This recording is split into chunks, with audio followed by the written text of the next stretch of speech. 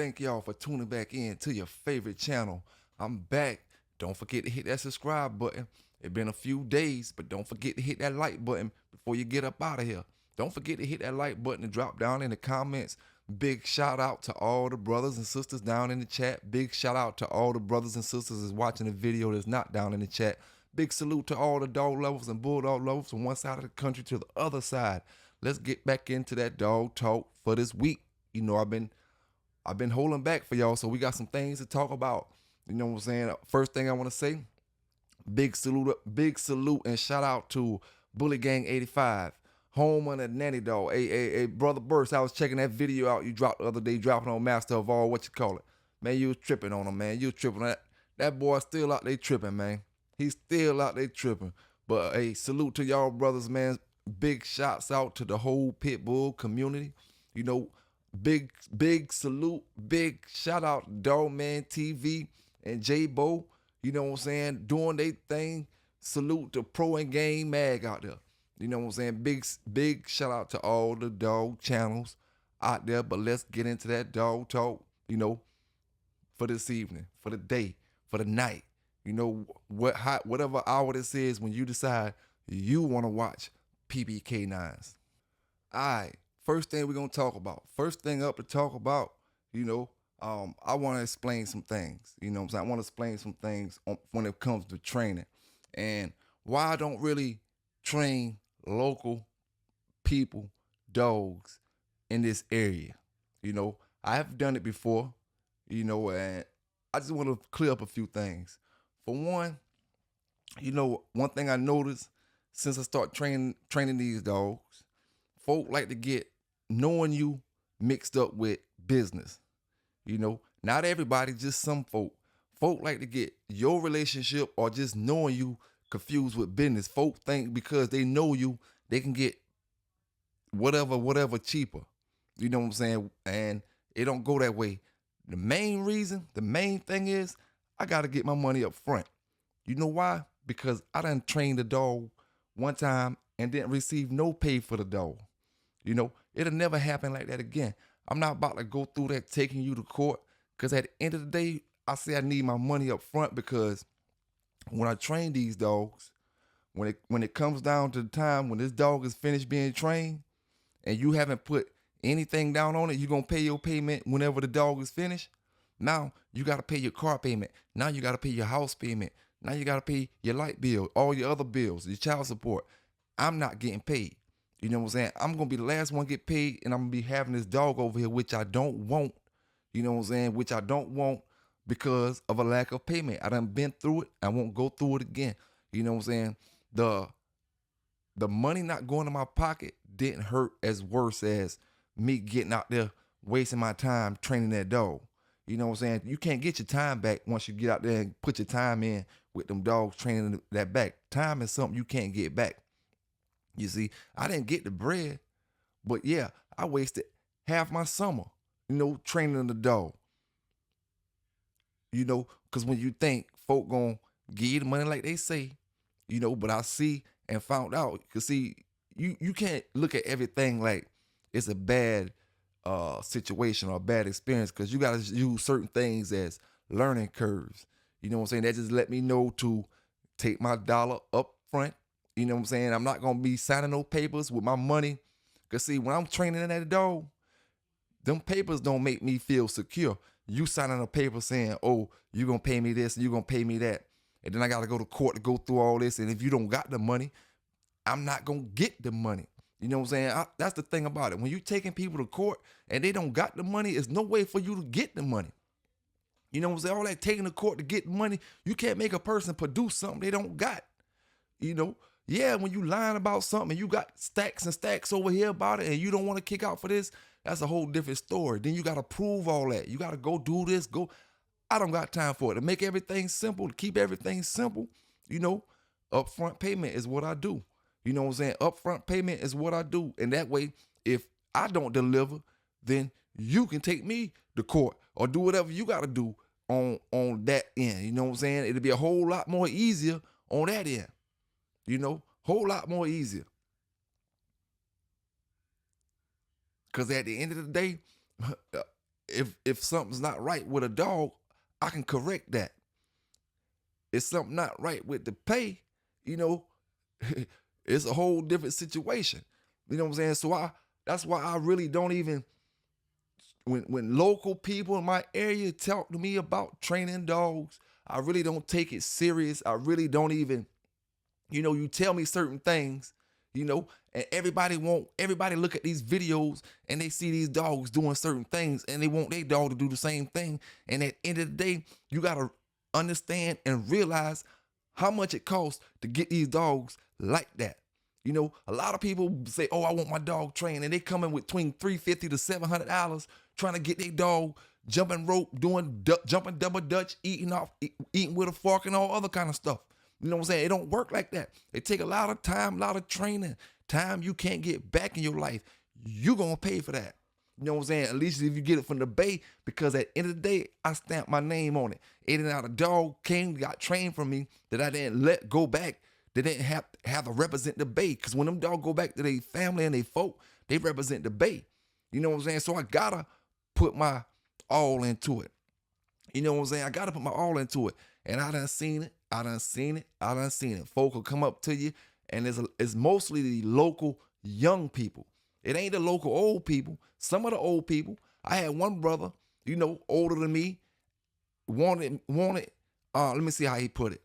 He wanted me to breed Merino with his dog, and he didn't even have $100. Like, he didn't understand this situation. He didn't understand this program. He didn't understand, like, this is not 1975. You know what I'm saying? This ain't 1975 where I want to breed my dog with any Tom, Dick, and Harry just for the F of it. You know what I'm saying? Not to mention, you talking about $100 and some. I'm not even going to I didn't even tell that brother that was a slap in the face, because I really knew that he wasn't trying to be funny. You know what I'm saying? Knew he wasn't trying to be funny. And at the end of the day, I'll make a breeding for free with a brother, because it ain't about the money. You know what I'm saying? But on that particular situation, I gotta have some value to that sperm of Merinos on. If you just sling it out there like anything, there's no value to it. You know what I'm saying? So at the end of the day, even when it comes to them dogs, Belgian Malinois is a $1,500, $2,000 dog. No questions asked, out the belly. You know what I'm saying? Out the belly, $2,500, $2,000, $1,500. Folk step into wanting them Belgian Malinois for German Shepherd prices.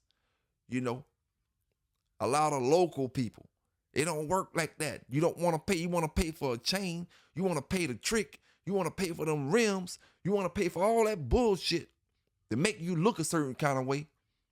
You're going to pay for that damn dog training too if you want it. You know what I'm saying? You're going to pay for that too if you want it. I mean, there's no other way it's going to happen for you. Folk get on these Facebooks and these things and they look for trainers. You ain't looking for it. Pull your money out and you'll find a trainer. You know what I'm saying? You're talking training, but you ain't paying training. It's a big difference. And I had to find that out the hard way. Forget all that laughing and laughing in your face and all that type of stuff. I ain't with it. You either talking about the bread or you ain't.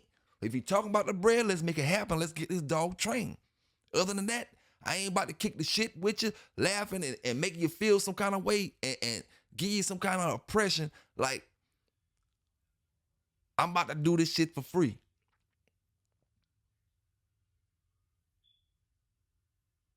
Now, I said that, and I'm going to say it again. I don't do too much advertising to locals. Everybody wants something for free. Everybody wants something for free. But we going to keep this thing moving, man. We going to keep this thing moving. And right here, we about to talk about killer instinct. You know what I'm saying? The killer instinct. Having that killer instinct. The instinct to win. You know what I'm saying? It's like an obsession to win. When you got an obsession in winning, you, no matter what, you're not trying to cheat, but you're going to work hard at it. You're going to do whatever you got to do to be better. No matter what you got to do, you're going to do whatever you got to do to be better, because you don't want to lose. Winning by all means necessary. You know what I'm saying? Other than cheating. when you got to cheat to win, that's not winning. That's not winning by all means necessary. That actually is winning by all means necessary, but it ain't winning the right way. You know what I'm saying? It takes no upset. A person that's obsessed with winning only obsessed with winning the right way. You know what I'm saying? When a person is obsessed with winning and they're not obsessed with winning when they just trying to cheat to win. You know what I'm saying? They just trying to cheat to win. A person that's got that killer instinct, he does and does whatever. She do and does whatever it takes to get them in the shape that they need to be in to do that particular sport or event. It make no difference what it is. It can be chess, checkers, football, volleyball, soccer, whatever. It can be anything. But the ones with that killer instinct in the sport that they're in, you know, it's all about winning. It's all about winning and being the best. You know, being the best, man. Hey, like when I do my training, man, and you see me throw them headphones on, listen, man, I get tuned into that music and all I think about is winning. You know, we ain't thinking about nothing else. Winning, winning, winning. I don't care what we training for. We can be training for obedience, protection, treadmill, ADBA confirmation. No make no difference. When I throw them headphones on and I hit play, it don't matter if it's an R&B song, a rap song, or whatever. I'm tuned in to winning, and that's all I'm thinking about. You know what I'm saying? In my Kobe Bryant mode, in my Michael Jordan mode, killer instinct mode. You know, win by all means. Not taking, we're not even thinking about losing. I don't care what kennel it was. It can be whatever, the biggest kennel you want it to be. We're not thinking about losing. You know, we know we gonna win when we come in there. We know we gonna win, and we ain't putting no rub on them. We ain't putting nothing, no BBs in no ears. We ain't do nothing. Just brought a bulldog to the door. And that's for sure. Now, I got one little bit of news I'm gonna give y'all real quick, and then we're gonna get back into that dog talk. You know, just a tad bit of news. We got a neighbor pit bull that keep attacking the neighbors. Every time the dog get out, or every time the woman walks out her front door, the dog come chasing them. You know, what would you do in that situation? Some people say they just pull out the gun and shoot them. You know, the one set of neighbors is mad because they, you know, wife keep getting chased in the house by your pit bull, and the other set of neighbors they kind of aggravated and upset because they're like, why are y'all mad for? The dog is only did it 1 or 2 times. He's not a nuisance. You know what I'm saying? So we having another neighborly beef, another neighborly problem when it comes to these pit bulls. I'm gonna let y'all check that out real quick, and then we gonna get deep into that dog talk because we got some things to talk about today. You know what I'm saying? We got some things to talk about today. So y'all check this video out. Neighbor versus neighbor. Marietta dog owner has asked authorities to intervene after the owner says their French bulldog was attacked by a neighbor's dog. Atlanta News First Adam Murphy spoke to the people on both sides of the issue. The owner of the Pitbull mix told me he is aware that his dog attacked the next door neighbor's French bulldogs more than once, and most recently this week. It has been a tough run lately for Lucy and Kona, the 2 French bulldogs belonging to David Rualdis. Each one of these incidents has been on our property. And that's just the ridiculous part. He said Kona was mauled in March by the neighbor's Pitbull Husky mix after it busted through his backyard fence. I looked outside and I saw a commotion, and I saw our dog basically in the jaws of this dog being thrown around like a rag doll. He filed a complaint with animal control, and the neighbors covered the cost of his vet bills. We were given assurances that this would never happen again. They were going to keep it within a pen or some type of containment within the house. Then he said it happened other times, most recently this week. He said the pit bull mix got loose and ran towards their front door. By the time I looked out the door, my wife had fallen down the steps and was fighting the dog off, and my other dog, Lucy, had joined in.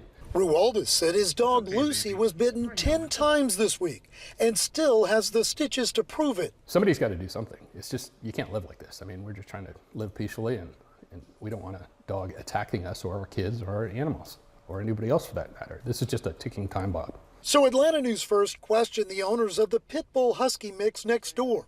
They told us their dog Blue is not dangerous, just protective of their family. Unfortunately, our dog did what it did, and I am sorry for that. I can't sometimes, I wasn't here at that moment to control the situation. Gonzalez said they were cited by Cobb County with having a dog that was running loose and attacking animals. The incidents we've had, we've tried to communicate with them. We've tried to take care of their vet bills and stuff like that. At the end of the day, I just want this dog gone. I mean, it's not anything else but just get it. I just want it gone. I just want a safe neighborhood. Now, the owner of the Pitbull mix told me they've added additional locks to their doors and patched up holes to the fence in the backyard to make sure this never happens again. They also said their dog Blue has never attacked or bitten any other animal. In Marietta, Adam Murphy, Atlanta News First. Y'all don't forget to hit that like button. Don't forget to hit that like button. We about to talk about it now. What screwed the dog game up? What screwed the dog game up? The D-boy, the D-boy, the dope boy, the gamblers. The gamblers, the dope boys screwed the dog game up, and let me explain why. Break it down and explain why. First thing is, you's a D-boy. You's not a dog man. You don't know nothing about these dogs. See, let me explain something. The gamblers, when the gamblers came into the dog game, okay, a gambler, person who like to gamble, person who's addicted to gambling, person who will bet any dollar on whatever they gambling on. They're gonna bet any amount on it. So the thing is, when you got these gamblers that came into the dog game that don't know anything about the dog game, they make decisions based on their pockets, not based on how this dog is reacting. You know what I'm saying? That's what a gambler's only thinking about one thing, whether they're gonna win or lose that particular situation or not.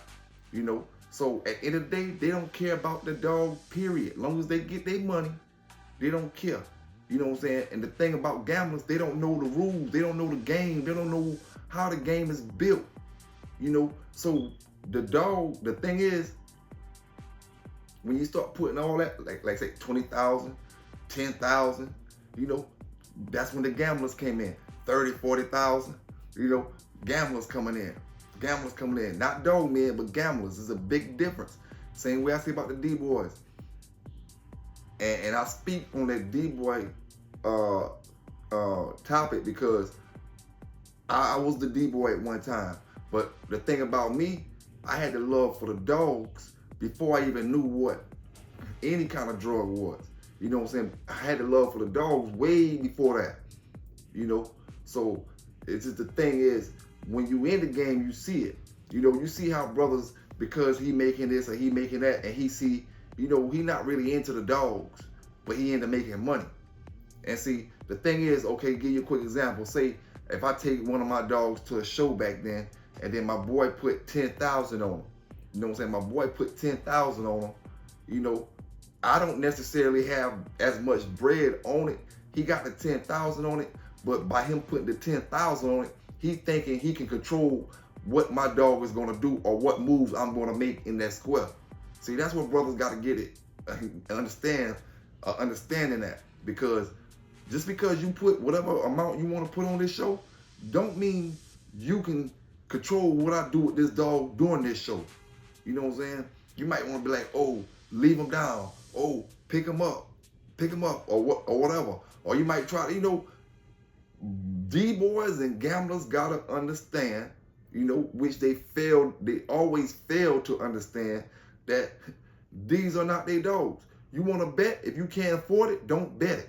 You know what I'm saying? These are not your dogs. Whoever dog that is the man who's supposed to be calling all the shots, whether it's, no matter what it is with that dog. And it's just the gamblers and the D-boys with lack of understanding when it comes to this dog game, but you got understanding when it comes to money. Money understanding and dog understanding is two different things. Two different things. And that's where the gamblers and the D-boys get it twisted at. Don't get me wrong, because a brother get up here and say something like, oh, you used to be this, and listen here, man. You know what I'm saying? You want the real, or you want the shit that brothers listen to 5 minutes of a paragraph and then they get down in my comments and comment on something and they ain't even listen to the whole story. You know what I'm saying? Didn't even listen to the whole story. But like I said, it's the D-boys, not necessarily the D-boys, but the gamblers, the big time gamblers that fuck the dog game up as well. You know what I'm saying? Not even the D-boys, because you got way more D-boys than you got gamblers. You know, a D-boy don't make you a gambler. You know what I'm saying? And you can be a gambler without even being a D-boy, off of legal jobs, you know, off of legal money. You know, so it's two different things. But the gamblers had a lack of understanding about the dogs and thinking just because you put that big pretty penny down that you're gonna dictate what we do with this dog. And it don't work like that.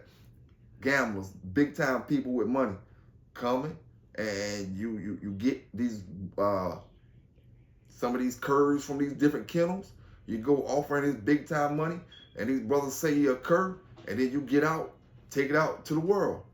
You know, now you breeding that cur, selling cur stuff off, because you don't even realize what you got. You just a dude with a whole bunch of money thinking you're gonna go step to this dog kennel dude or whatever that got the dogs, and because you got a lot of bread, he gonna treat you a certain kind of way. But the only way he gonna treat you is make you think he on your side so he can get all that bread out your pocket, because he know you green.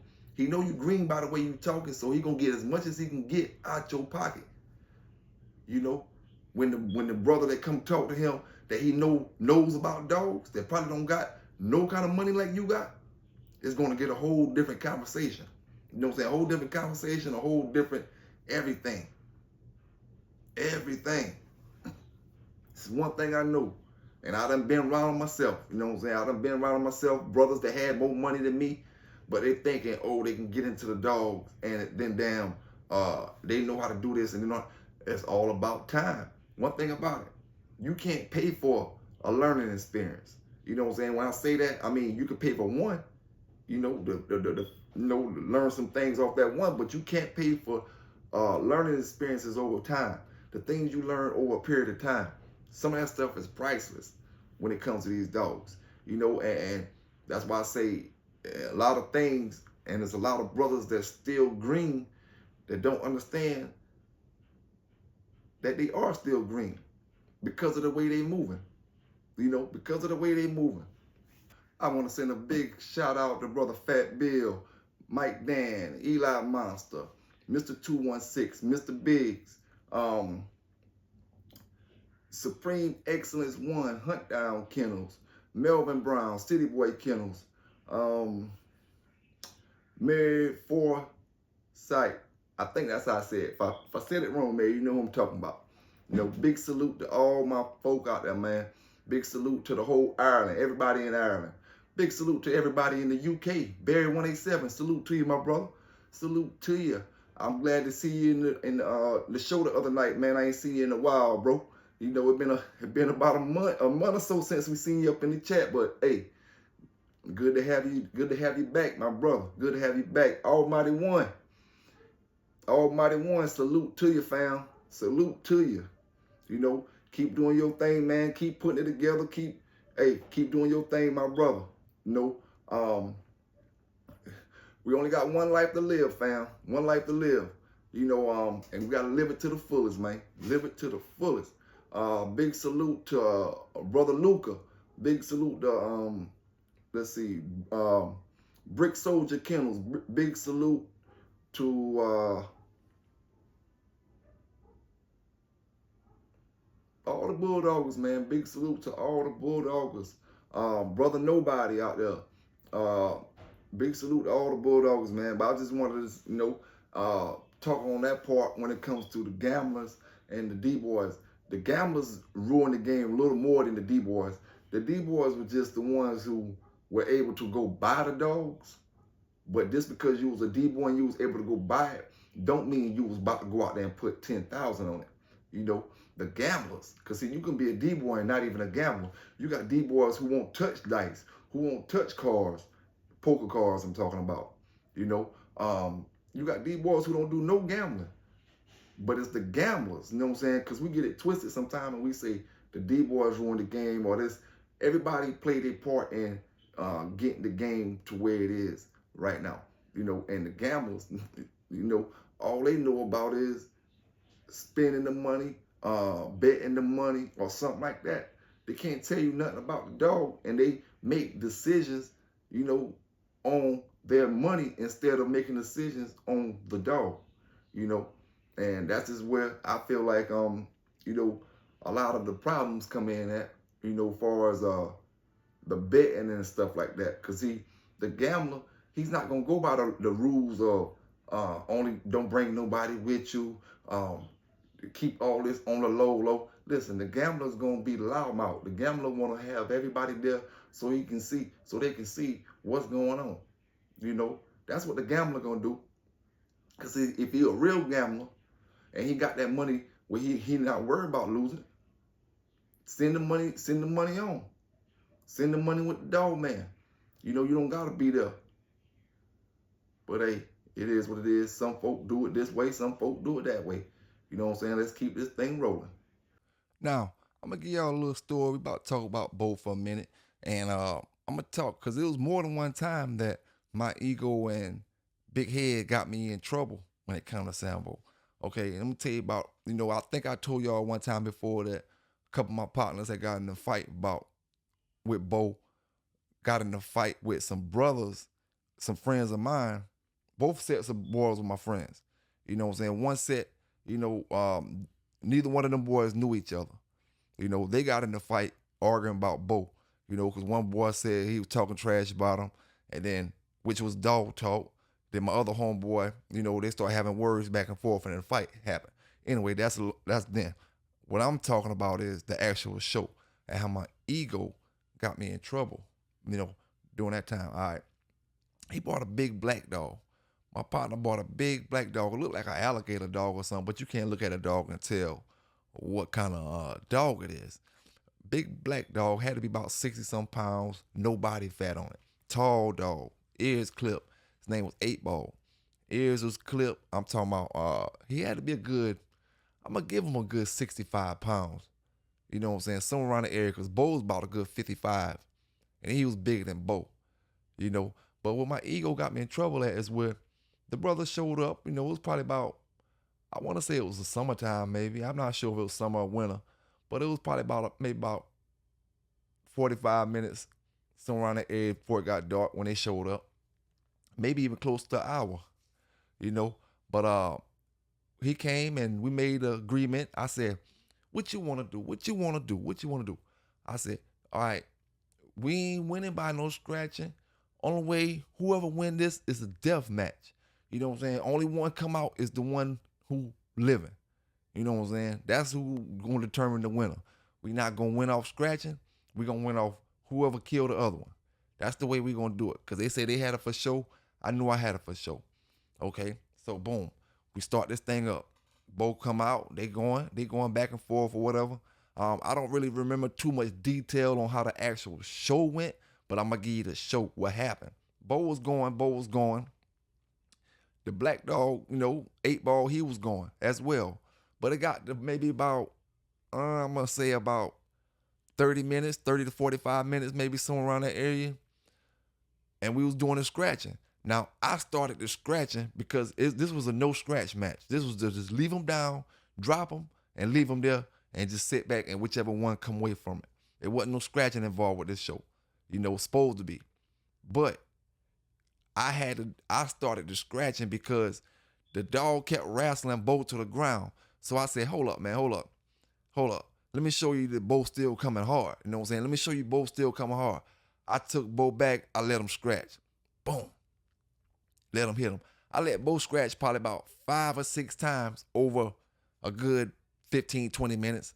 You know, just to show him that the dog was still coming back. And Bo, mind me now, the other dog didn't have a scratch because it wasn't a scratch match. You know what I'm saying? It was just throw him in there. So I was just letting Bo scratch to let him see Bo kept coming. But at the end of the day, what happened was the sun started going down on us. It got dark on us. The dog's still going. The black dog won't scratch anymore. The black dog won't scratch. He's standing the line. But when Bo scratched to him, Bo scratching over and over. But when he scratched to him, the black dog start getting into Bo ass again. You know, not his ass in, but he just starts slamming Bo around, and he's still strong. He still got a good bit of go in him. He just won't scratch. You know, so I take Bo, take him back to the line, let Bo scratch again. Boom. Black dog still won't scratch, but every time Bo get over there to him, you know, he slammed Bo all around on the ground and shit like that. So, you know, like I said, make a long story short, the dark came and we had to find a winner because we ain't had no lights to go with. So, you know how that go. I won, you won, I won, you won. It was basically that type of thing. Like, he was saying he won, I was saying I won. You know, I was saying I won because Bo was scratching over and over and over, and the dog wasn't scratching. But I really couldn't use that, you know, because of the simple fact that we made agreement. You know, it was a death match. You know, so at the end of the day, in my head, I know that Bo won it. You know what I'm saying? But for the rules that I signed him up for, you know what I'm saying, was ridiculous. You know, ridiculous. And that's another time, like I said, another time where my ego got in the way of business, got in the way of going in there, getting it done, and getting out the way. You know what I'm saying? Telling him, come on, we're going to do it by the rules. We you know, we're going to do it exactly the way it's supposed to go. Scratching, black, bam, bam. And, you know, that's all there is to it. But at the end of the day, I went the other route thinking it's going to be an easy victory. And then the whole thing, you know what I'm saying, turn around on me. You know what I'm saying? The whole thing turned around on me. Well, actually, it didn't turn around on me. My dog did what he was supposed to do, and he was going to finish him off. It just, the dog was too big. The dog had to be about, like I said, he had to be about a good 65 pounds. You know, and every time Bo come over there across the line, he'll get Bo on the ground. Bo start working him from the bottom, and he'll start shaking up. The black dog was still good and strong. He just wouldn't scratch no more. You know, he wouldn't scratch no more. And I couldn't, you know, at the end of the day, in my head, I know he lost. But at the end of the day, in my head, I know what kind of agreement we made. You know, so think logical. You know, you had to think logical back in them days when it came to the dogs, when it come to opponent. You know what I'm saying? You couldn't underestimate nobody. You know, you couldn't underestimate nobody, and you can't underestimate nobody now when it come to any other event. No make no difference which event you competing in. You can't underestimate nobody. You might think they're Rudy Poo, or you might think they're Peon, or don't know this or don't know that, but you don't know who helping them. You don't know who they got doing their dogs. You don't know what they actually know, because a person will let you see what they want you to think they know and don't tell you everything. Folk won't tell you everything. You know what I'm saying? And it's just like that, man. You know, don't let your ego get you in a situation where you can't get out of, or a situation where you didn't even have to be in from the start. You know what I'm saying? Because it can easily happen. It can easily happen. But like I said, salute to all the brothers down in the chat. Big salute to all the sisters down in the chat. Y'all hit that like button up, man.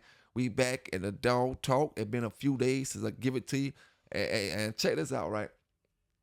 A lot of y'all old brothers, I'm starting to wonder what, like, y'all don't, okay, I get small amount of views from my training videos and a lot of views when I talk shit about somebody. So we gonna do some shit talking this episode right here. You know what I'm saying? We gonna do some shit talking this episode.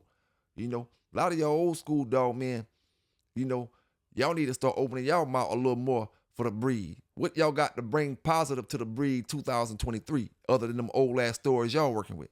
You know what I'm saying?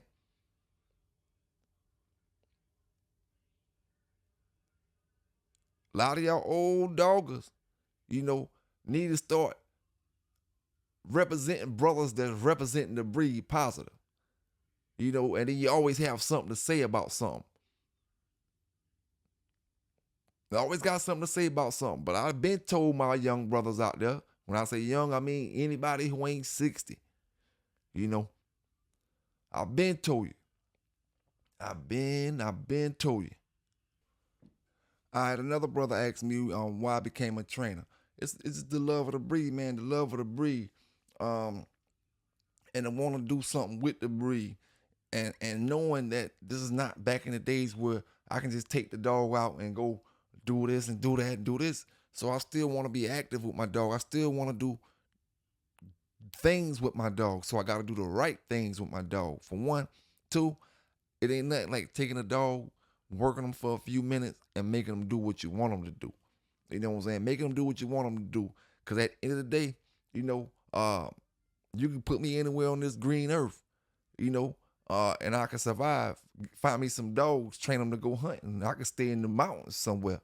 You know what I'm saying? It is what it is. Survival is the key, man.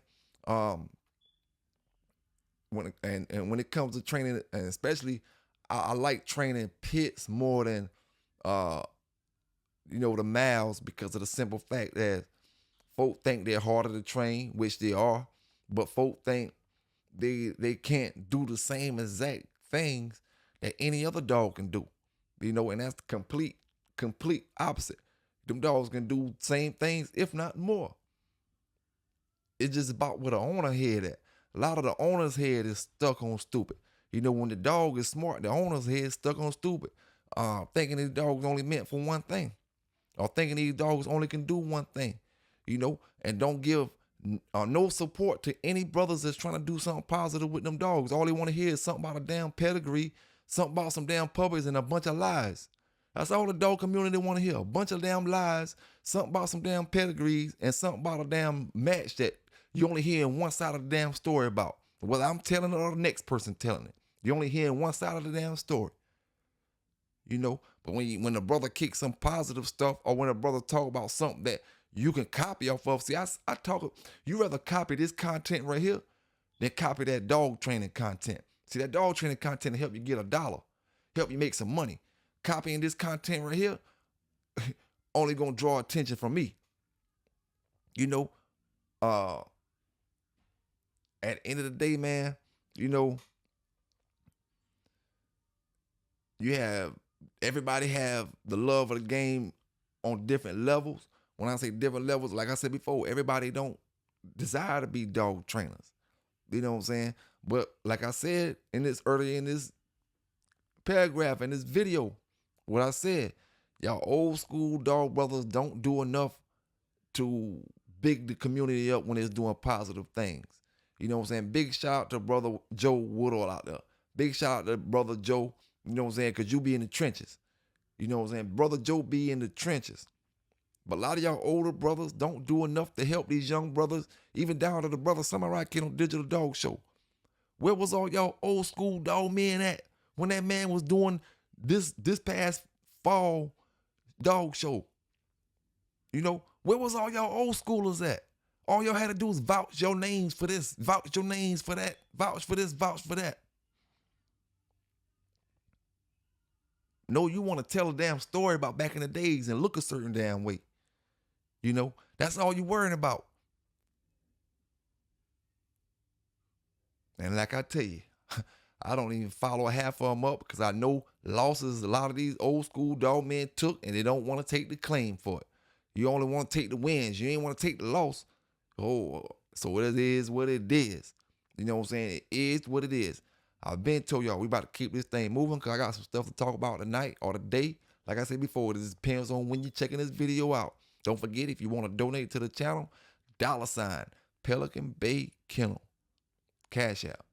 $ capital P Pelican, capital B Bay, capital K Kennel, no spaces. You know, if you want to donate to the channel or hit down in the super chat or super thanks. You know. But yeah, man. You know,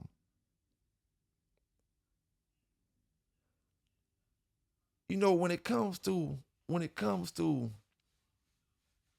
reality, because a lot of people don't like to, talk about reality. They don't want to talk about fairy tale shit. When it comes to reality, truthfully, the backyard is more safer than your real deal square. You know what I'm saying? Your backyard was more safer,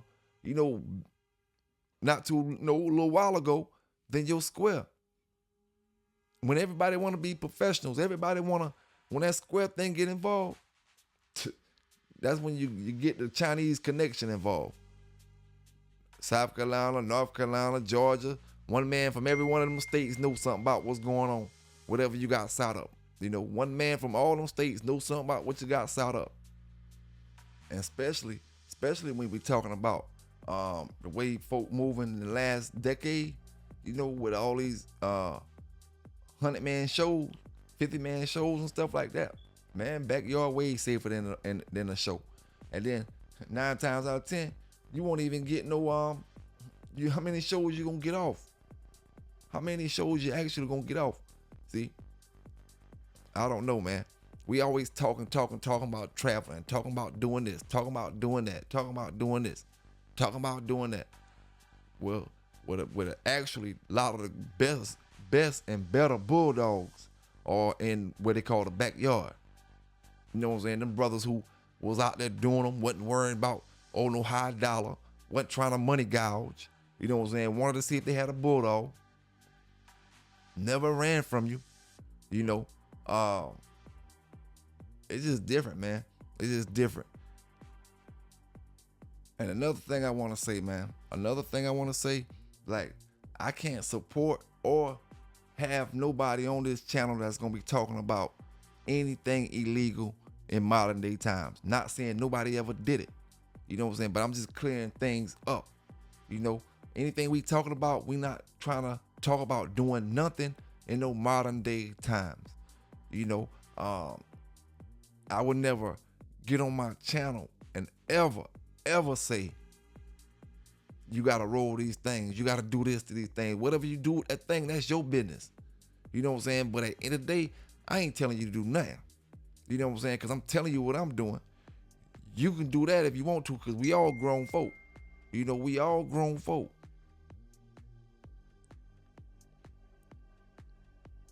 But, you know, right is right and wrong is wrong. This game is too, when you got something to lose, you can't be out there saying all kind of stuff when it comes to certain things.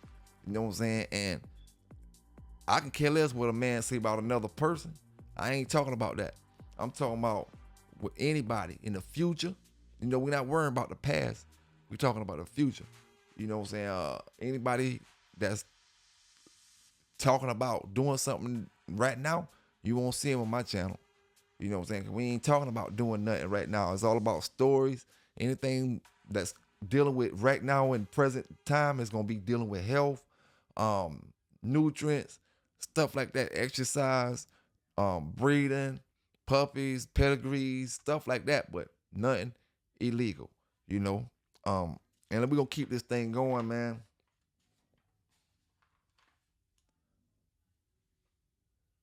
Oh, I will say this, right?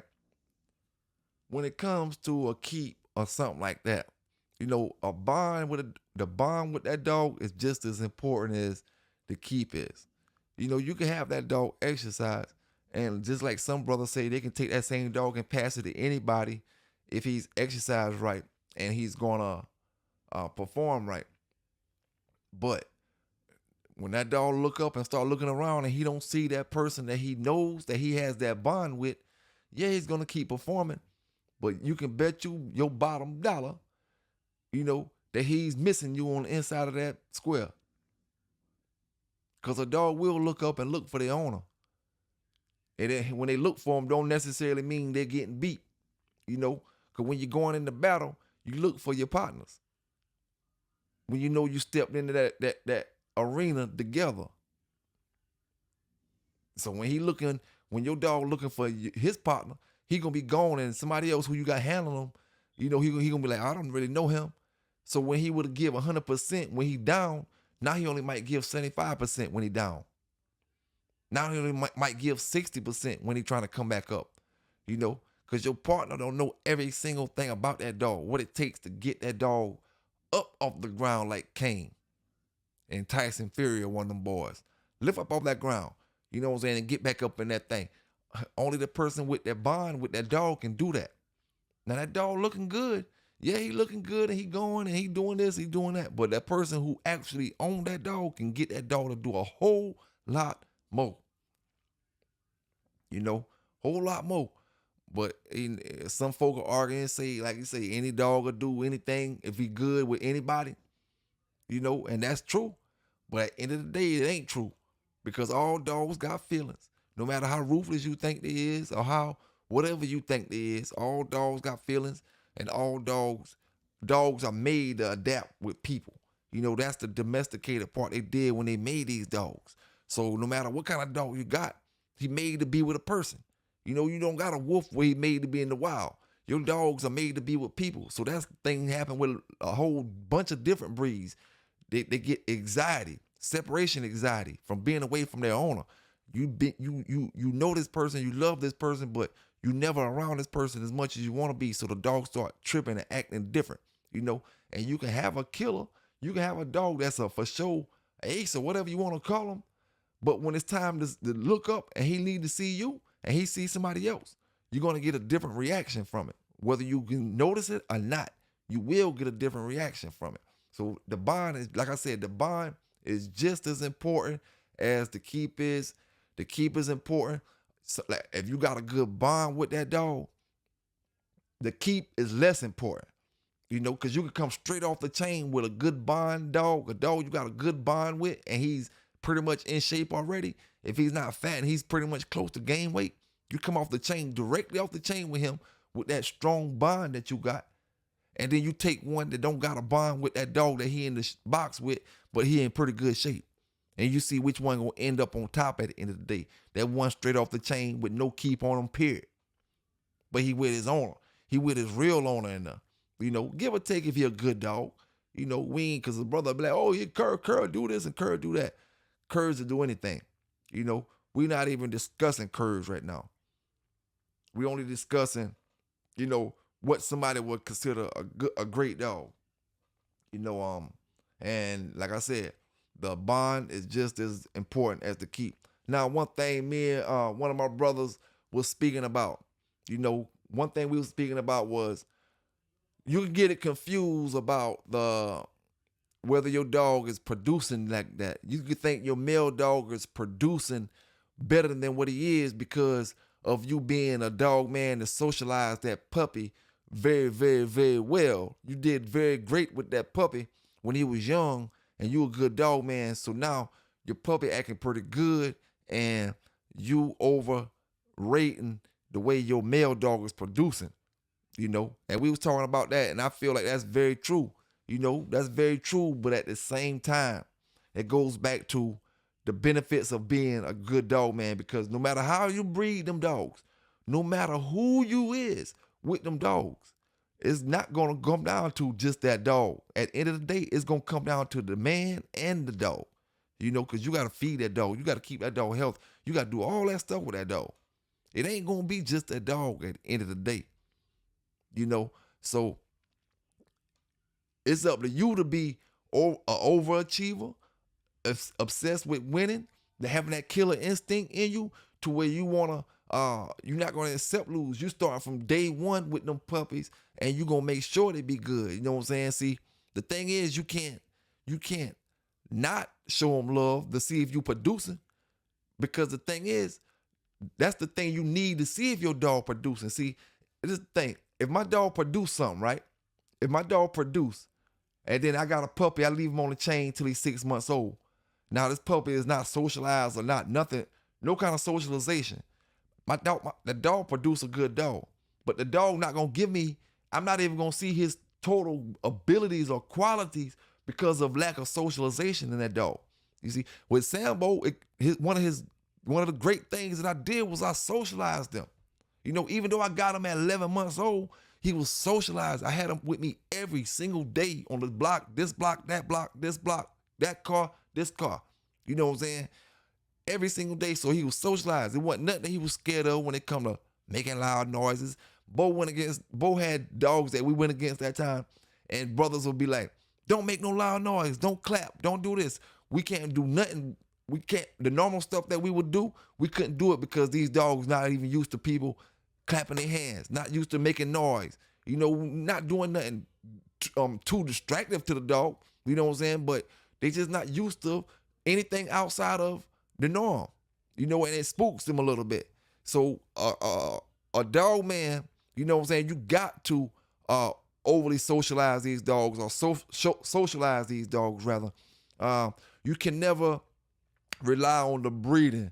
Cause see, I'm a firm believer of I can take a dog that's mediocre bred because of my dog man mentality. I can take a mediocre bred dog and bring him out to be more than what he is. You know what I'm saying? That's just my opinion on what I can do with a dog.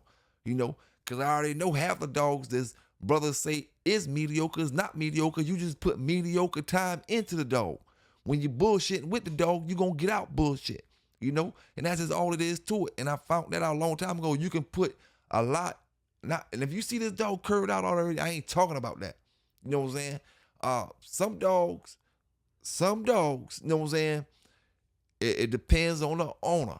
You know what I'm saying? The owner can bring certain things out of certain dogs.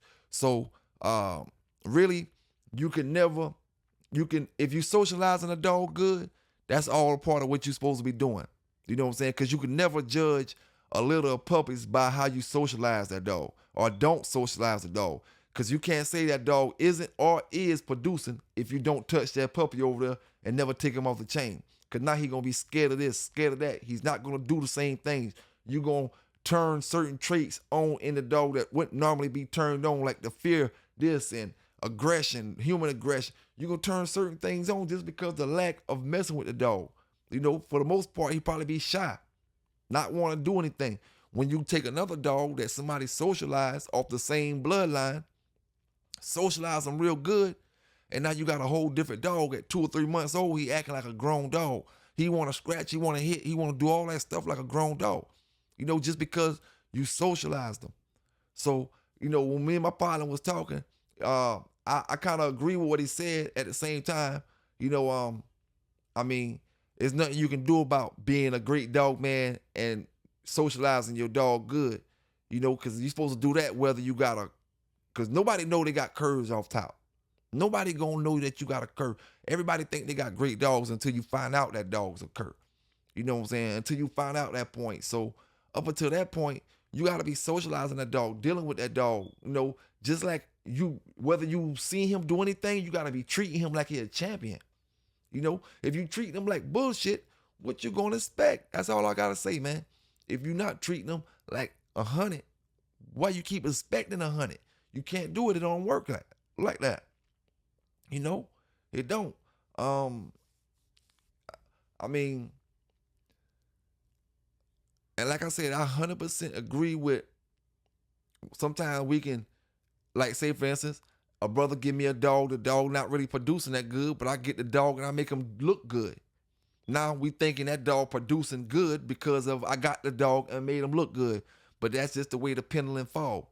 You know, that's just the way the pendulum fall.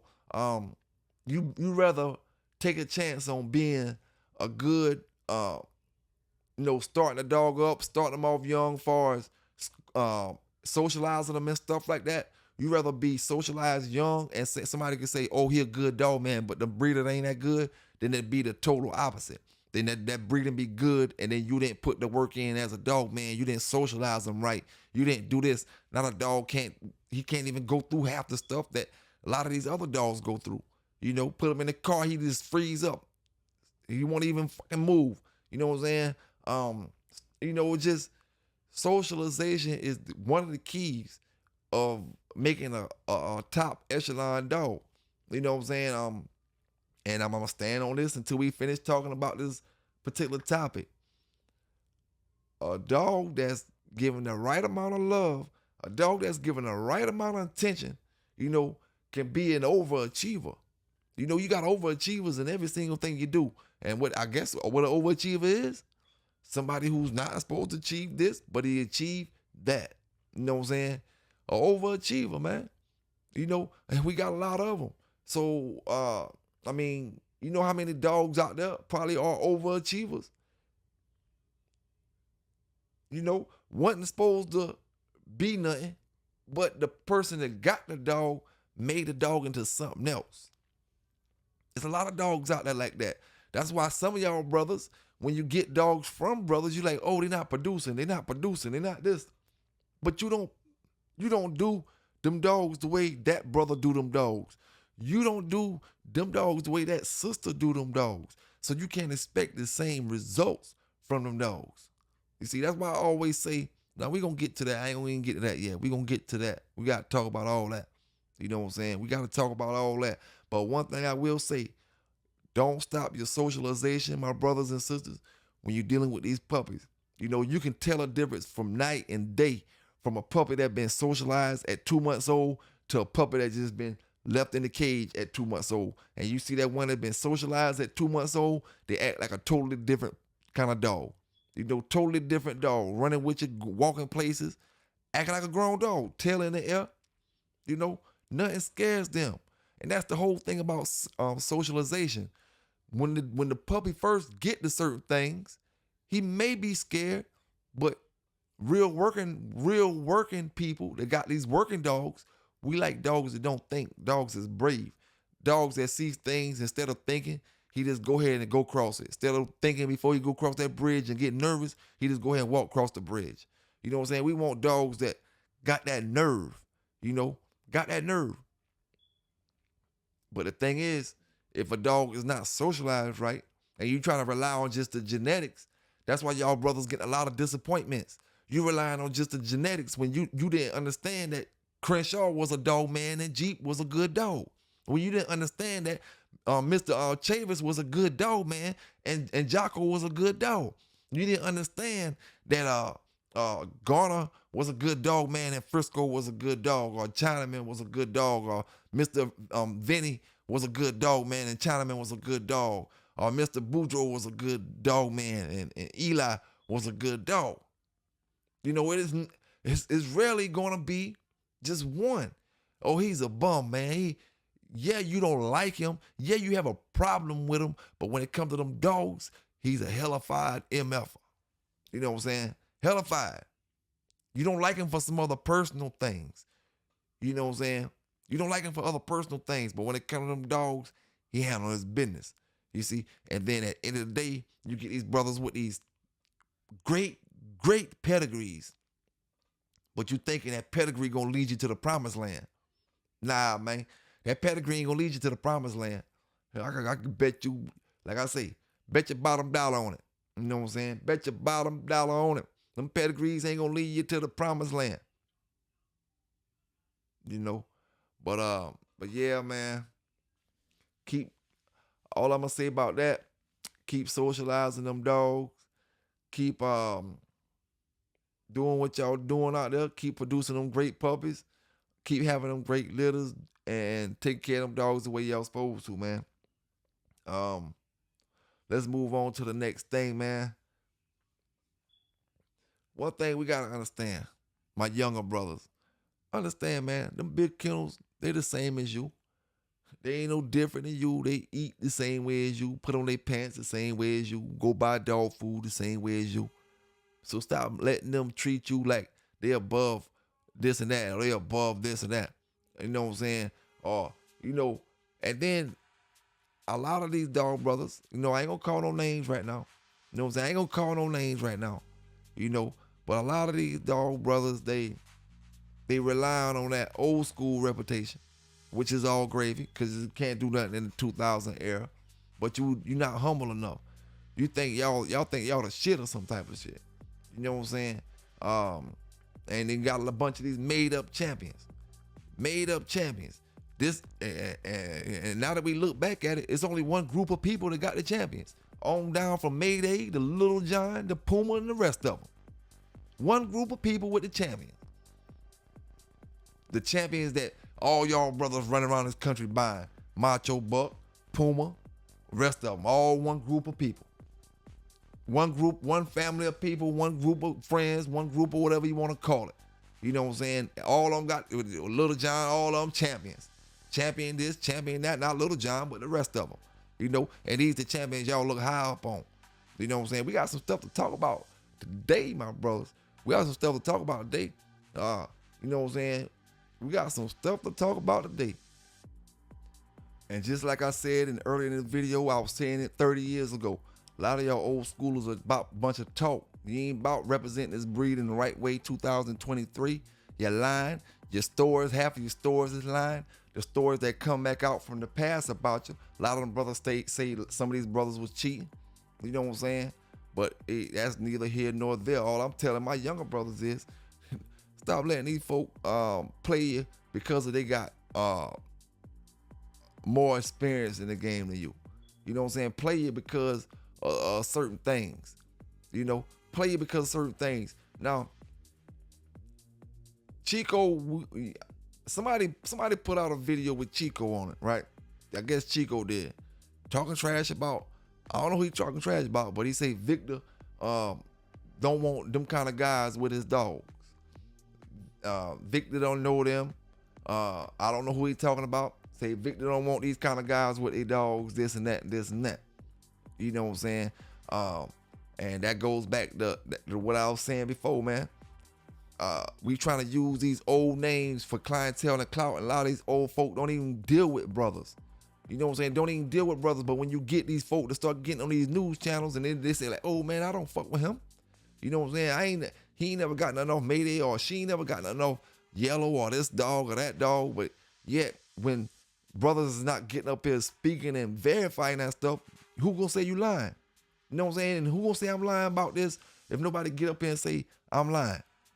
You know, and that Chico got up there and said Victor didn't want certain kind of people with his dog. You know what I'm saying? The man telling you that straight out his mouth. He talked to Victor every day, he say. You know, when you, like I told y'all brothers before, these brothers mention the dog man name they ain't spoke to since the 90s. And acting like they talked to him yesterday. Acting like they know about these bloodlines from yesterday when you ain't seen the dog since the 90s. Where they do that at? You know, we've been holding back on that PBK dog talk for a few days. I had to do some training with Ace, but now we back on it. You know, we back with it. Where they do that at? You know, you got to have at least talk to the man within the last year or two. I mean, you can't go no 15, 20 years without talking to somebody and then get up there on a channel or a video and act like you know that person. It can't be no 20 years and you ain't spoke to a person and you acting like you on an everyday dealing with this person. You know what I'm saying? It is what it is. Hey, like I said before, folk want to look a certain kind of way when it comes to these dogs, and when you make them look another kind of way, they ready to KILL you. You know what I'm saying? They ready to take you out when you just make them look like a humble dog, man. Just humble them down. You know? They ready to take you out and do whatever they can to take you out. You know what I'm saying? Do whatever they can to take you out. But yeah, man, we're going to keep this thing going. And like I say, y'all hit that like button. Don't forget to hit that subscribe button if you haven't hit it yet. Donate to the channel if you want to donate to the channel. You know what I'm saying? And remember my young gunners, that y'all just the same as him when it comes to them dogs. You know what I'm saying? Only thing different is his age and your age.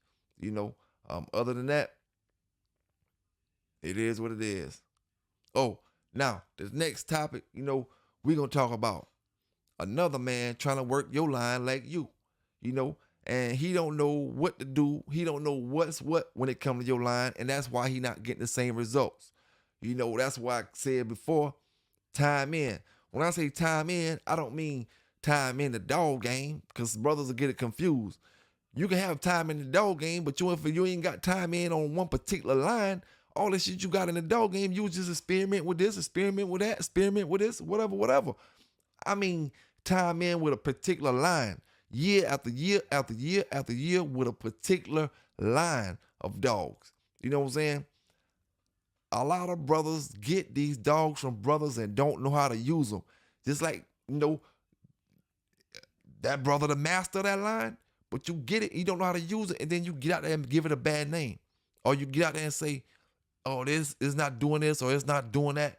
You can't bring certain things out of it because you didn't create that line. You don't know what he sees.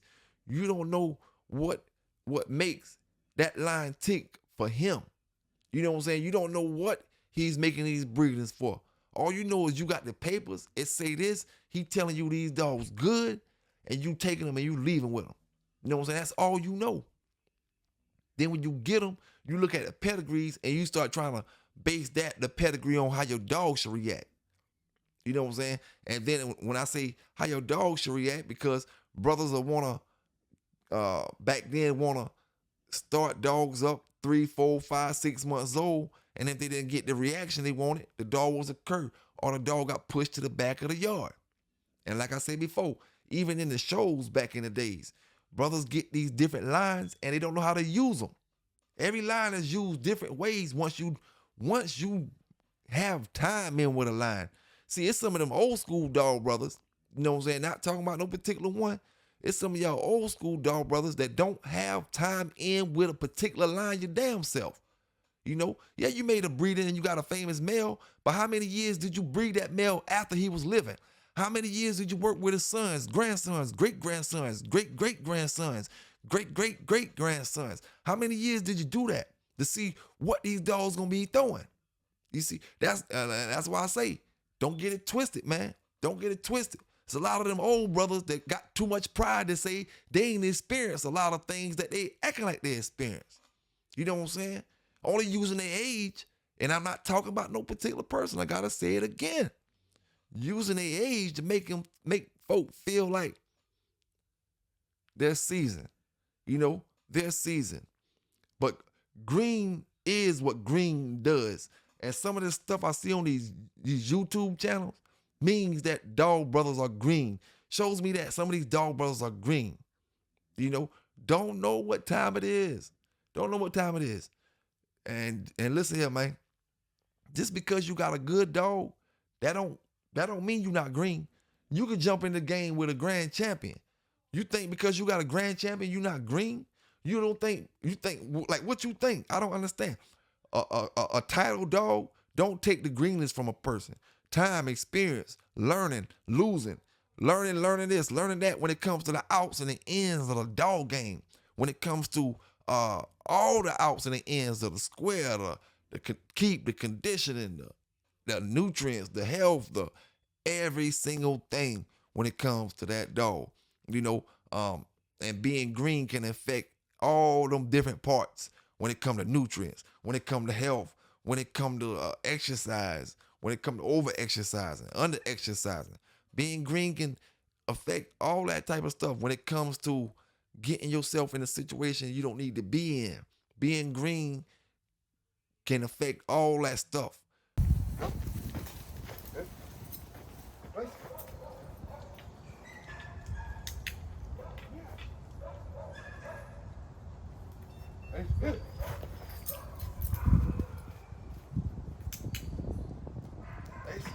Place it.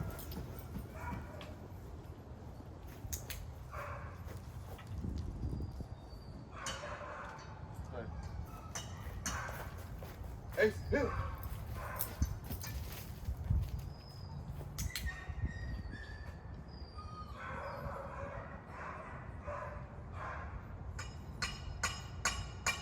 Ace, place.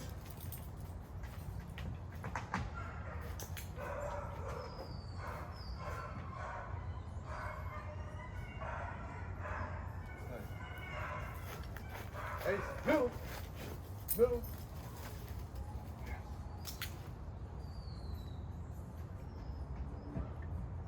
Ace, place. Place. Yes. Stay.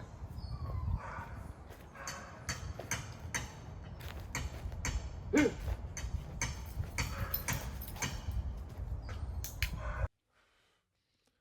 Knowing the line is the key, man. Knowing the line is the key. Now, next thing I want to talk about is almost what I talked about a few minutes ago when it comes to the bond. Knowing the bond method. You know what I'm saying? I could take a dog, man, that I done took dogs that wouldn't even walk on a chain. I'm talking about they wasn't cold. They was human scared. They was scared. You couldn't even get them to leave from the chain space. Got them dogs to walking, running on with them side on the track. You know what I'm saying? It's all about getting a bond with them dogs, getting in them dogs' head, letting them dogs know that you're not gonna hurt them. You know what I'm saying? That's the main thing that they trying to they wondering about. Are you going to hurt them? You know what I'm saying? That's what they thinking. That's what a scary dog, what scary dog is not thinking you're going to hurt them. So the thing will be to show that dog that you his best friend. Whenever he see you, he need to be coming out, wagging his tail, jumping around. You know, if he act like that towards somebody else, that's cool. You know, I mean, it's cooler than it is with him acting like that towards you. You know, and some brothers will lead them dogs just like that if they perform the way they supposed to perform for them. You know what I'm saying? But at the end of the day, you still not getting 100% a dog out unless you can have that dog giving you 100% all the way around. Just because you take him out and he'll run the mill, he's still scared of people. You know what I'm saying? He's scared of people. He'll run the mill and he go out there and he did his show. But you can bet your bottom dollar with him being scared of people, he not giving you 100% of his effort. You know what I'm saying? He's still holding back, even though he kicking that dog ass. You know, he's still holding back because you still got that fear of humans in him. It's something that man doing around that square, the other man, his opponent, it's something that man is doing that he's paying attention to. He might not pay attention to it right now, but he gonna pay attention to it in a few minutes. You know what I'm saying? He gonna pay attention to it in a few minutes. And that's where that bond come into play at. Even if it takes just sitting with a dog for a couple days, sitting with him for an hour or so, burn your L, do what you do, just sit there and mess with him, play with him, pet him. You know what I'm saying? Then do the same thing the next day. Eventually the dog gonna see that you love him and that you mean the best for him, and he gonna come out acting like a totally different dog. You know what I'm saying? And I'm almost guaranteed and certain that it goes down just like that. You know what I'm saying? If you spend time with that dog, if you show that dog that you care for him, you know, within a week's time, that dog will start acting a little different. You know, try it out. Some of my brothers with people shy dogs. You see your dog people shy and you really don't put no effort in it because you see that he's acting the way he's acting. You know, but if you really, you might just have to take you a chair and just sit right beside him with his tail in his ass and he trembling and all that stuff. Just rub him. Just rub him for a few minutes. You know what I'm saying? Just let him get to see, oh, you know how I did it? You know how I did it? I'm telling you, you got to get in them dogs' brain, man. That's why I tell y'all the Tarzan method. There's more I'm teaching y'all now is part of the Tarzan method. It's about bonding with them dogs. I had a scary dog, like I was telling y'all about. Wouldn't walk, won't do nothing. So I'll go get the peanut butter, put it on the fork. Now, she like the peanut butter. She won't really come up to it. You know what I'm saying? She won't really come up to it. But once I get her to smell it, and now she smell like something good, and she lick on it, and she see she like it. Now, every time I come out the yard, out the house, she know I'm bringing her a little bit of peanut butter on the fork. So she acting a little bit different. You know, when I go rub her up, let her get her peanut butter, rubbing her up, and slowly but surely, you know, she start acting a little bit different. But then you know what I do? I put her on a chain, on a leash, and I don't leave him out of chain space. She won't walk right now. So I don't press her. I leave her right in the chain space. And we still got the peanut butter and I'm rubbing on her and I'm playing with her. She cool with me long as I stay in that chain space. I can't pull her. Once I pull her, then she'll back off. Okay? The next day, no bullshit. Literally, I'm only a foot away from the chain space. But that's progress. That's progress. Every day you get further and further to the point where she trusts you and now you walking out the yard. You know? And it's a whole different ball game now.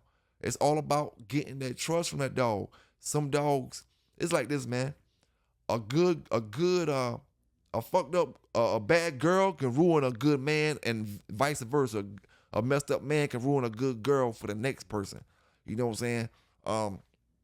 Some of these dogs come like this, born like this, have the traits in them like this, and we still have to work with them. But then some of these dogs we get as 5 months old, 6 months old, 4 months old.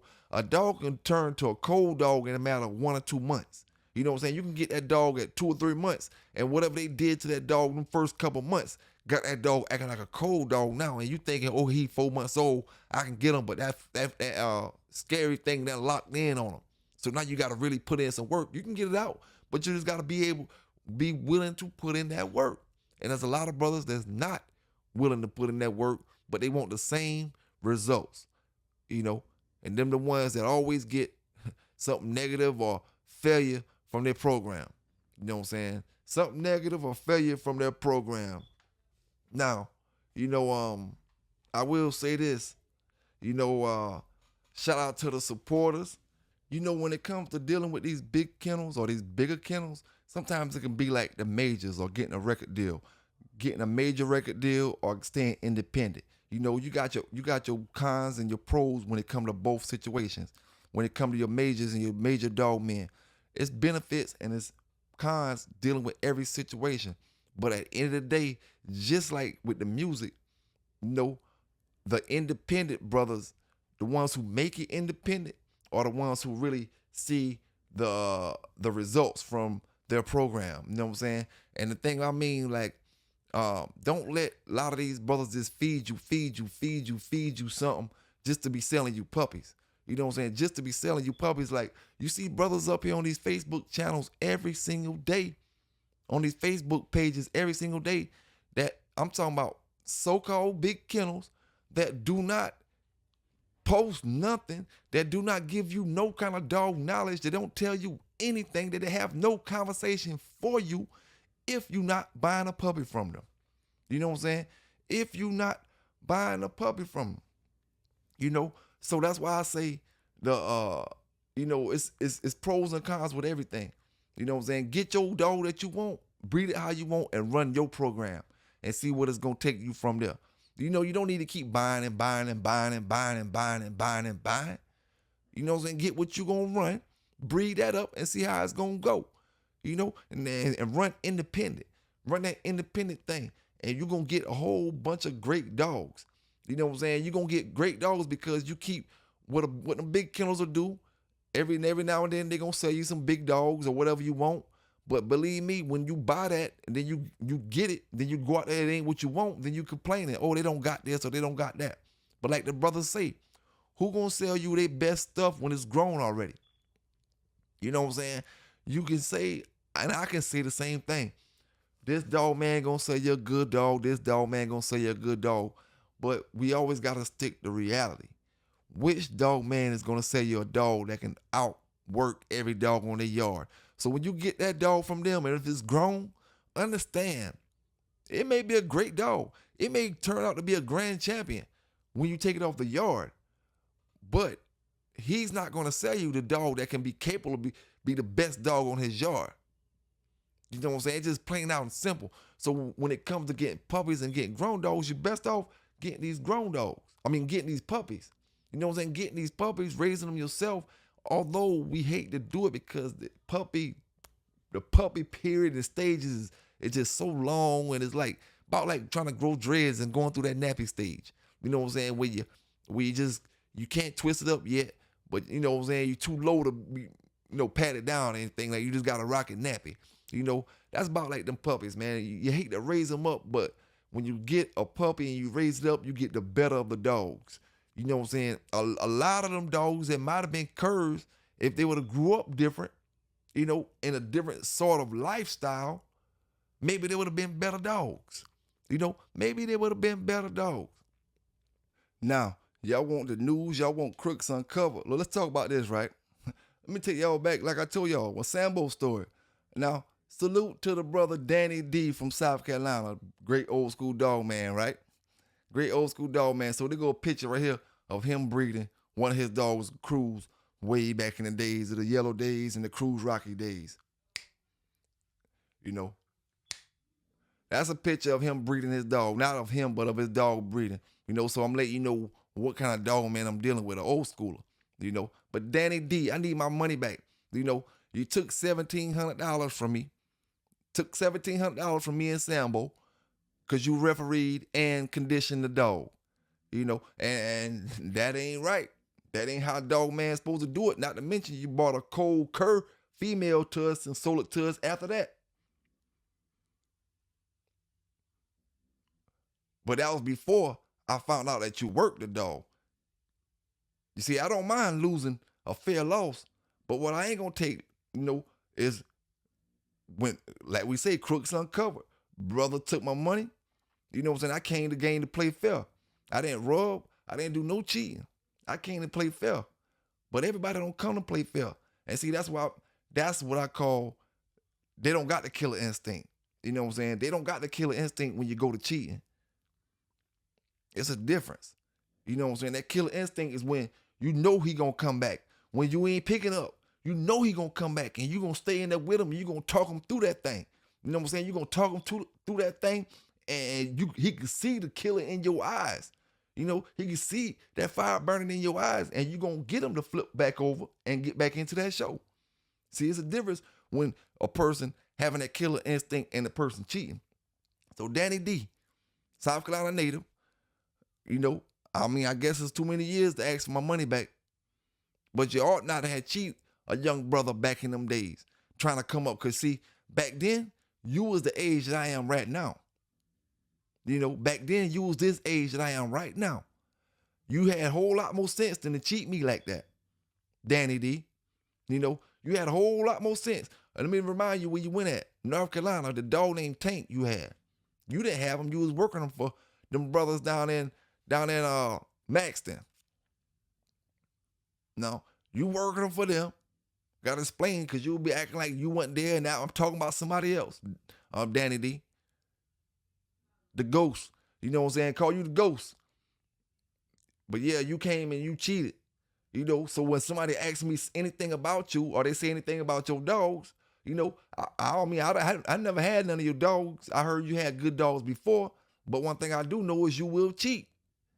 You know what I'm saying? You will cheat. So if a brother say you rubbed, or if a brother say you did anything that had anything to do with cheating, I can believe it, because you cheat me out my money. $1,700 wasn't a little bit of money back in them days. You know what I'm saying? Wasn't a little bit of money. And I can imagine how much you made off of it. Once I got out of the picture and my back was turned, I can imagine how much you made off of it, Danny D. But it's all good, man. Play the game fair. No matter if it's this year, last year, 20 years ago, you know, because it come back to bite you. Taking brothers for their money, selling brothers curves. Now, I ain't talking about him now. I'm just talking about in general. You know what I'm saying? Treating people all kind of ways, telling brothers you ain't no photographer when they want to get a picture of their dog hung to a dog. I ain't no photographer, man. You send me your dog to breed, and I tell you I'm not a photographer. That's the same shit that what we out here talking about tent right now. You know, brothers sending their dogs to breed. They want to breed the puma. They want to breed this dog and that dog. You don't want to take me no picture, but then my dog come out throwing black dogs. Ain't no black dogs supposed to be in the pedigree. Black dogs start coming out, and then you ain't take no picture. And then, man, how am I even supposed to believe you? You know what I'm saying? If you gonna shit me, let you shit me and have two daddies for the dog. But I want to see the one I paid for stuck to that damn dog. You know what I'm saying? If I don't see the one I paid for stuck to, how can I believe you to say you bred to the dog? I just don't understand some of these big time breeders. And then you want to say something is drama, or you don't got time for the. Listen here, it ain't no drama. You doing the drama. You know what I'm saying? Thinking brothers is beneath you. You know? And that's the only way you'll tell a brother that, when you feel like he beneath you. I ain't taking no picture, this and that, when I pay you to breed. I didn't ask you to go out there and screw the dog. I asked you to take a picture of my dog breeding. And any dog man that tell you that's too much, when he charging you $3,500, $2,500 to breed with a dog, you know, deserve to have whatever the hell negative he get to his yard. You know, deserve what he get. Like I told y'all before, there's a new day and age. Them brothers been speaking out for the last couple of years about brothers that been railroading them, scamming them on this, scamming them on that, shitting them out of this money, giving them that, giving them this. You know what I'm saying? Giving them that, giving them this. You got Alpo, you got Grand Chavy and Alpo out there with his papers. You got to call this man to get him to sign off on Alpo papers because this man's on ain't right and this one got to sign off. Man, listen here, man. All that's a bunch of bullshit, and all that's from the same group of people. Same little posse. Same little posse.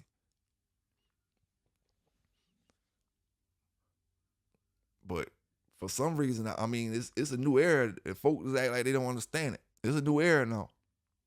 You know, this is a new era where a lot of these dog men got a voice to get out there. Where 5-6 years ago, a lot of these dog men couldn't get their voice out there. Yeah, you can text it on Facebook. A text ain't enough sometimes. Sometimes my brother needed to get out. You know what I'm saying? Get out. It just is what it is. It goes back to saying, man, we all equal. Because you've been in the game longer than me, don't mean you better than me. It just mean you got more experience than me. Don't mean you can kick my ass. It just mean you got more experience than me. You know, mean you got more experience than me, man. But let's keep this thing moving with the bulldog talk, man. With the bulldog talk. Like I said before, I want to send a big shout out to brother Joe Woodle. You know what I'm saying? Big shout out to brother Joe Woodle doing the right things with them dogs, training them dogs the right way, working them dogs the right way, and keeping them dogs good and healthy, man. Big salutes to you. One thing about it, man, if we don't got the blueprint, and I'm gonna use these Big John dogs as an example. You don't know the blueprint to them brothers, what them brothers is breeding. It's a blueprint to it. You don't know the blueprint, and that's why you're doing all this inbreeding and your dog's not coming out right. Some of your dogs coming out fluffy. Some of your dogs coming out, like I done got the walk 'em off stuff, the Big John stuff that was inbred from somebody else that was fluffy. You know what I'm saying? I done seen, brothers saying that their dogs coming out certain colors, this and that, and it's because it's a blueprint to that thing. You can't just get them dogs and breed them together and think you're going to get the same things that them brothers was breeding to. Because it was a reason they was breeding the way they was breeding. The blueprint. The blueprint. And the only way you're going to get the blueprint is if you make your own blueprint. You know what I'm saying? It take time. It take a goal in mind, at least. Know what your goal is. What you trying to achieve when it comes to this stud and this dam. You know, and a family of dogs behind it. What you trying to achieve with it? You know, it's all about the blueprint. Some people know how to create a blueprint. Some people look at other people's blueprint and think that's gonna work for them when they don't even have the time in. Like I told old Aubrey Harris, the biggest hater of the Big John stuff. Biggest hater of the Big John stuff, at least from the producers, claiming he got the better Big John stuff, and he only been in the dog game about 5 years. You know what I'm saying? Only been in the dog game about 5. I'm gonna give him 10 at the most. You know, we can give him 10 right now at the most. But you got the blueprint. Only had 1 or 2 of them Big John dogs, but you got the blueprint, and you can't even breed them out the shit without going inbred to the same 1 or 2 dogs. And then when you breed that back together, now you're going to try to breed that back to the daddy, and you got a whole tight cast of dogs that's not bred nothing like them brothers' dogs over there. Then you want to say, oh, this and oh, that. You ain't got the blueprint. You know, you don't got the blueprint. You don't know what you're looking for. You think you know what you're looking for. You're looking for a winner is what you say. But you don't know what you're looking for. You don't know if you see it, you don't know how to spot it. And you'll ruin a good dog. Ruin a good dog. I keep using that brother name because he ruined some good dogs. He kept popping shit at the Big John and them boys like he making better breedings, but I don't see nothing today. He had a dog named Adolf. He was popping all kind of shit about him, but he the loser now. He a loser. You know, he a loser. He ain't even on the stud feed. The stud breeding him up for stud. He ain't talking about no stud, no none of that no more with him. You know what I'm saying? Brothers just do the wrong things with these dogs. When I say wrong things, I mean they get the wrong results from the situations they have them in. And they're thinking they know it all until somebody come around and show them that they don't know it all. You know, somebody come around and show them that they don't know it all. Like, that's why I told brothers about burning their bridges. Talking of how you going down the creator of a line like you never gonna have to go back and get none of them dogs from that dude again. I don't know what brothers be thinking. You want to talk trash about this brother and that brother and then thinking you're going to be able to go back and get some more dogs from them. Shit. That's why I talk trash about Puma. I don't need none of that stuff. You know what I'm saying? I don't run that stuff. I run that Big John stuff. Little John stuff. Champion Little John stuff. Not no CML Little John and all that shit. No. Real Little John. You know what I'm saying? I run dogs that's producing. Known to produce. You know what I'm saying? So I don't care about that Puma shit. You know what I'm saying?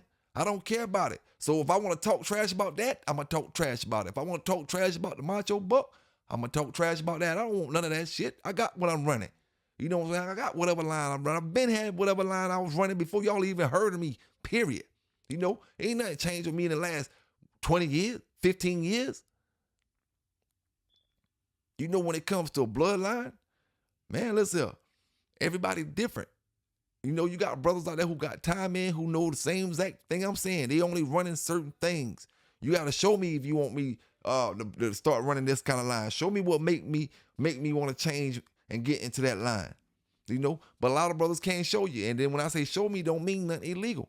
It just means show me what this dog is capable of as far as his ability, as far as his athleticism, as far as his smartness, this structure, everything, just anything. You know, show me what this dog is capable of. You know, it just is what it is, man. We're going to keep this thing going, though. Big salute out to all the bulldoggers out there, all the bulldoggers out there. You know, and like I say, man, you got Chico out there talking trash about brothers, and brothers won't say nothing back. Brothers won't say nothing back to Chico.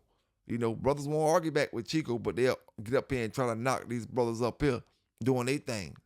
You know what I'm saying?